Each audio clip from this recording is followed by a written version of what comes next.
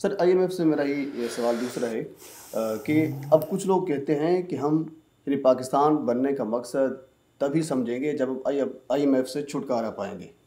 تو IMF سے ہم شروع سے آ رہے ہیں, اب دن بدن جو قرضے ہیں ان میں اضافہ ہو رہا ہے. ٹھیک ہوگا. تو مجھے تو نہیں لگتا بحیثیت ایک طالب علم کہ ہم کہیں مستقبل میں اس سے دور ہو سکیں. تو کیا پاسبلٹی ہے؟ اچھا, ایک یہاں میں آپ کی بات یہ کرنا چاہوں گا, علامہ خادم حسین رضوی صاحب نے ایک حل بتایا تھا قرضے اتارنے کا. ٹھیک ہو گیا. تو قرضے کس طرح اتاریں؟ یعنی بیسیکلی سوال ہی یہی ہے کہ IMF سے کس طرح نکلے, تاکہ اس کے بعد پھر کسی کو اعتراض یہ نہ ہو کہ ہم جکڑے ہوئے ہیں تو اسی وجہ سے ہم پاکستان میں اسلام نافذ نہیں کر سکتے. دیکھیں, جہاں معاشیات کی بات بھی کرتے ہیں نا, تو وہاں ہم اسلام کے لیے نہیں کر رہے, اپنی ذات کے لیے کر رہے ہیں. میرے سمیت ہر بندہ سوچتا ہے کہ میں ماچس کی ڈبیے بھی لینے لگاؤں نا تو اس پہ اتنا ٹیکس لگا ہوا ہے. ٹھیک ہے, تو لہٰذا مجھ پر یار کیوں ٹیکس لگنا چاہیے؟ اسلام سے کوئی وفاداری نہیں ہے. بات یہ کہ مجھے چیز مہنگی پڑ رہی ہے, بھائی یہاں تک ہے.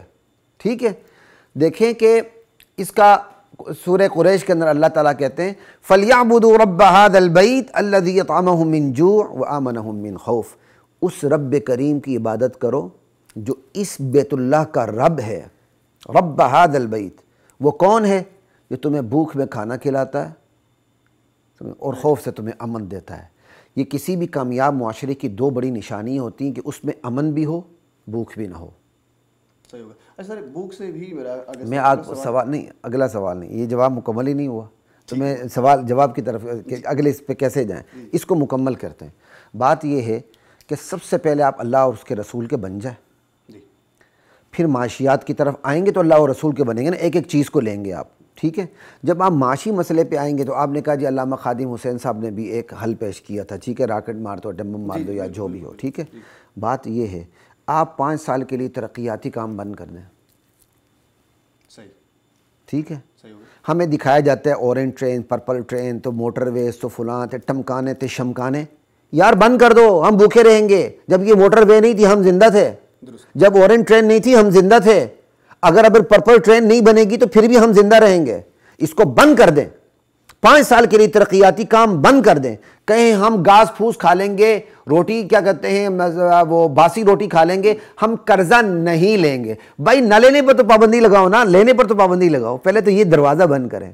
اب جو بچا ہوا ہے قرضہ جو آپ نے لیا ہوا ہے, تو سیدھی سی بات ہے اگر آپ نے اس کا بے رحمانہ سروے کرنا ہے تو پاکستان کی کوئی ایسی جماعت نہیں جس نے قرضہ سودی نہ لیا ہو. ہر آنے والی حکومت پہلے کا ریکارڈ توڑتی ہے. سب سے بڑا قرضہ یہاں نون لیگ نے لیا تھا, اس کے بعد اس کو بھی توڑا ہے عمران خان نے.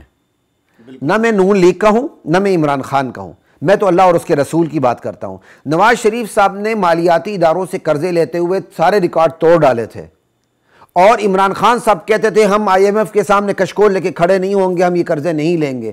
انہوں نے نواز شریف کے بھی سارے ریکارڈ توڑ دیے. 28 سے 51 تک پہنچ گئے. ٹھیک ہے جی, اب پتہ نہیں آنے والے کتنا بڑا وہ ریکارڈ توڑتے ہیں. بھائی بند کر دیں, کچھ بھی نہیں ہوتا.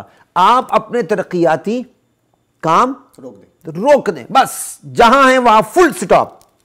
پہلے یہ تو کریں نا, فل سٹاپ لگائیں. آپ نے فل سٹاپ لگانا نہیں.